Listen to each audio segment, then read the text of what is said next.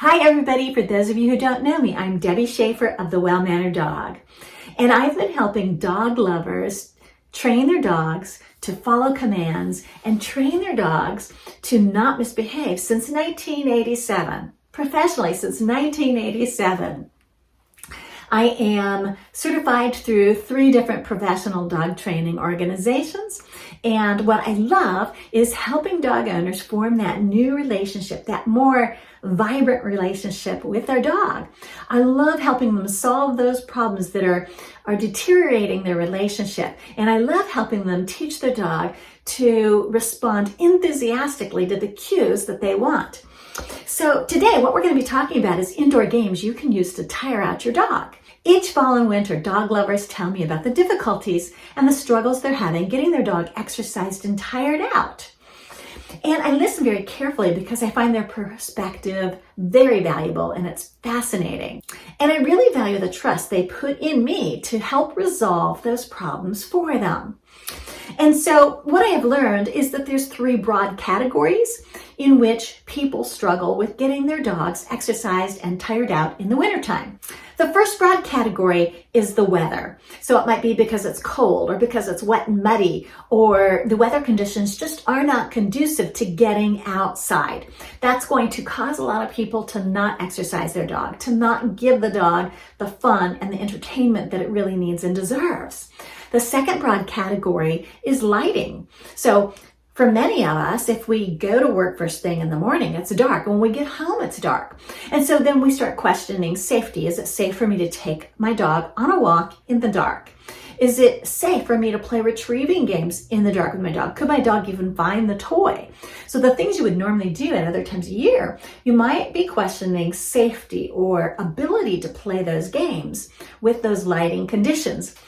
And then the third big reason is space. A lot of people might think about exercising their dog indoors, but they think they have to have a lot of space, and so then they don't do it. And the reality is that's actually a misconception, because running is not the equivalent of exercising. Just like with people, we have different types of exercises. So we have yoga and we have core building exercise and weightlifting and an aerobic type exercise. We have those same variety of types of exercise that we can do with our dog. And many of them are very conducive to small indoor environments. So even though those outdoor activities are fun and they're exciting and they are a great relationship boost for me and my dog, I don't have to limit myself to outdoor activities. I can exercise my dog indoors just as effectively as I can exercise myself indoors. So one of the big things that I find is that a lack of exercise causes a lot of emotions and feelings for dog lovers. So one is they feel guilt. They know they should be exercising their dog. They know they should be taking it out, but they can't because of one of those big broad categories that we talked about. And so they feel guilty that they're not doing that. And that guilt then makes them feel depressed. And another emotion that they're going to feel is frustrated because their dog's not getting exercise and mental stimulation through that exercise. Their dog starts misbehaving. And they know that that is the reason why. They know the reason their dog's misbehaving is because they're not providing those basic needs that the dog needs. And then the third big thing is people just miss the fun, right? When we're doing stuff with our dogs, we're typically having a lot of fun doing it. And we miss that connection that we have with our dog when we're not exercising it. The good news is indoor games can be used to meet all of those requirements. Your dog can get exercised. You can have that connection with your dog. And you're going to exercise your dog to the point which it doesn't start misbehaving, so you don't have that frustration.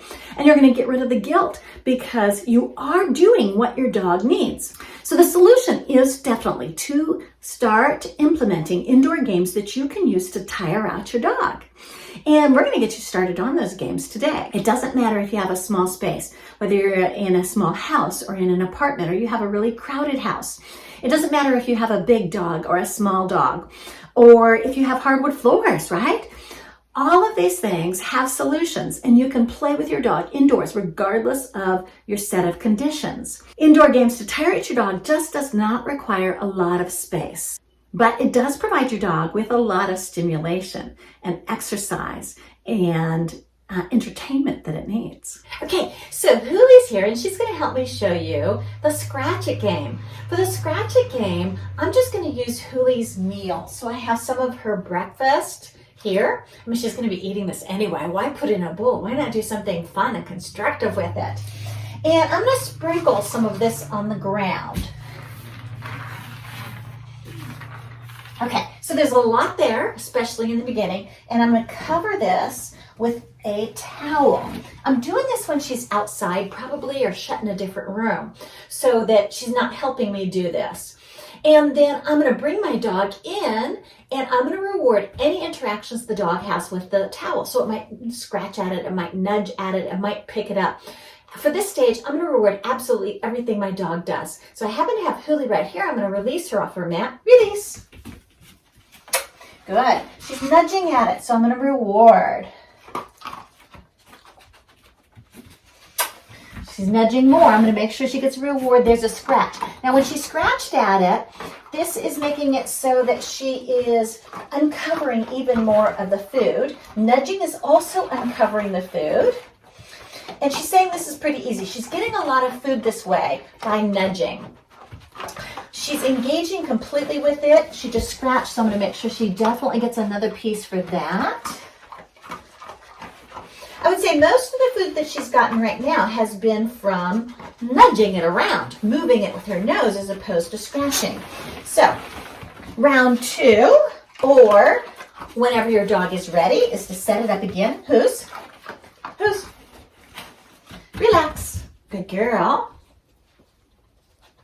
Okay, so this time when I set it up, I'm going to make it a little bit more advanced. It might be you make it more advanced for your dog this quickly. It might be that it's going to be a couple of days before you make it more advanced. So I'm still going to put food on the ground. This food is primarily going to be in the center of the towel as opposed to close to the edges.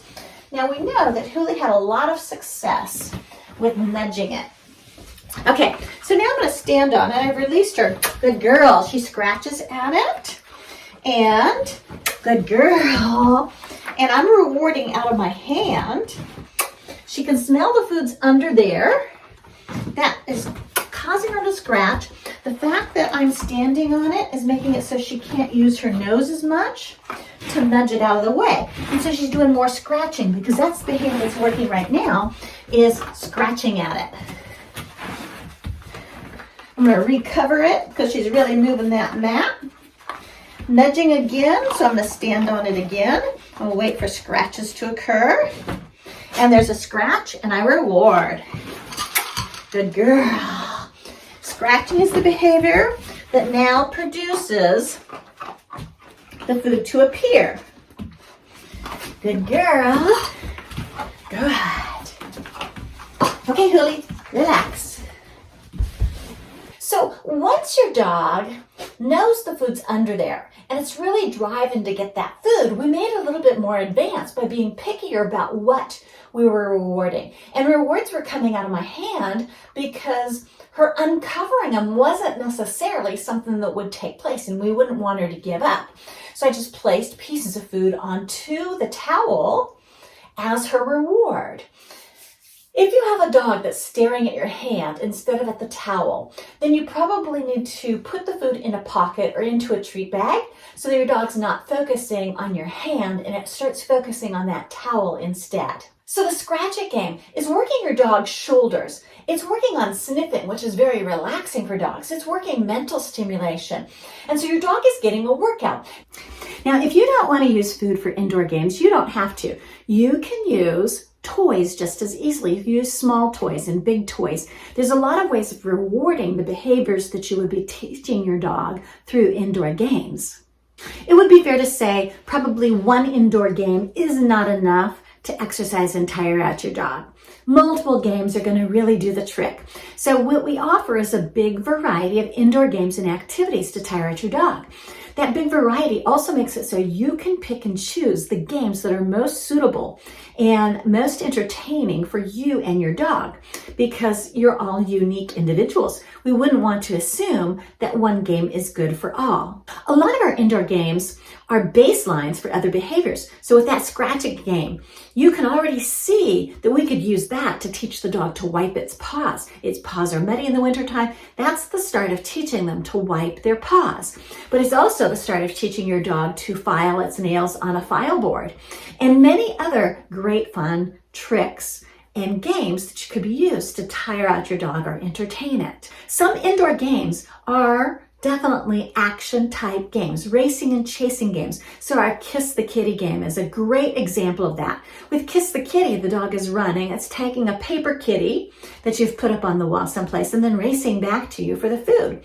So just because the indoor games might not require a lot of space, it doesn't mean that there isn't going to be action involved. So if you and your dog love action games, a lot of these games are still going to have some action involved in them.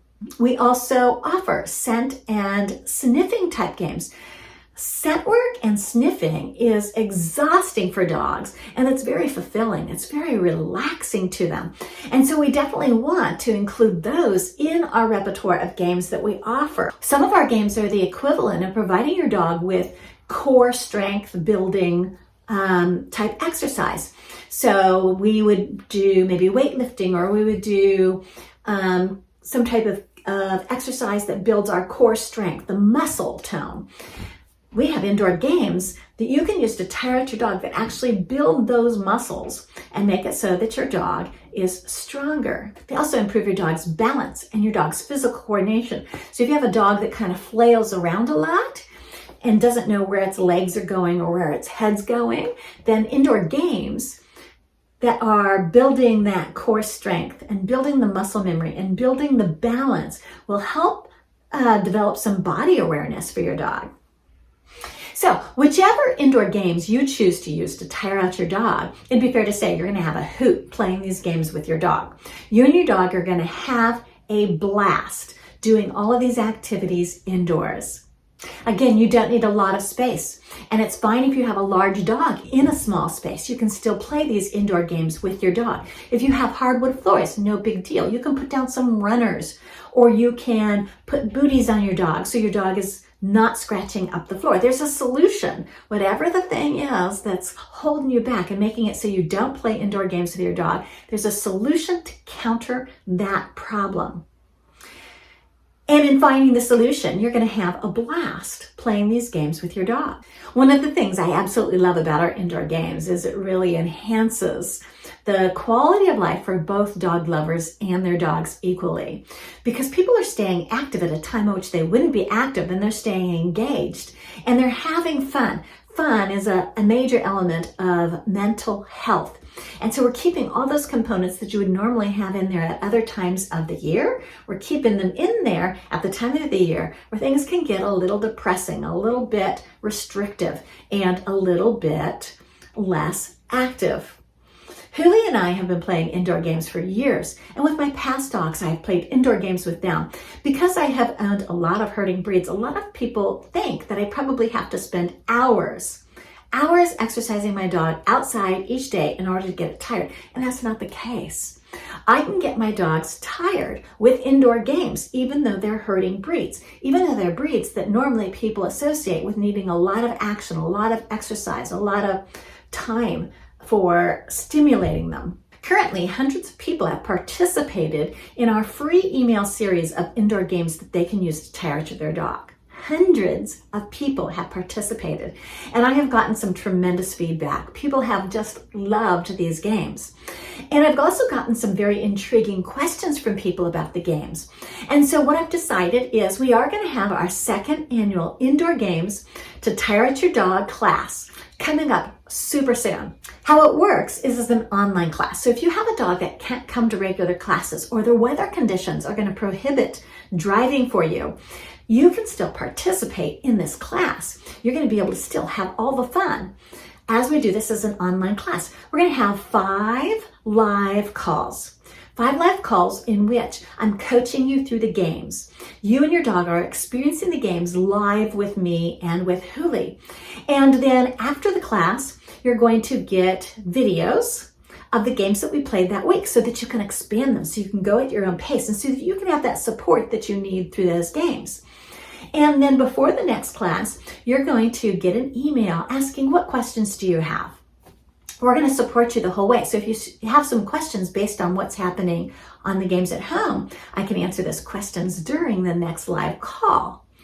And so you're going to get 100% support. This is not pre-recorded stuff where you just start playing the games and then you're left to your own devices to figure out what happens. I'm going to be there with you every step of the way, coaching you through these games and helping to adapt them and tweak them for your particular situation.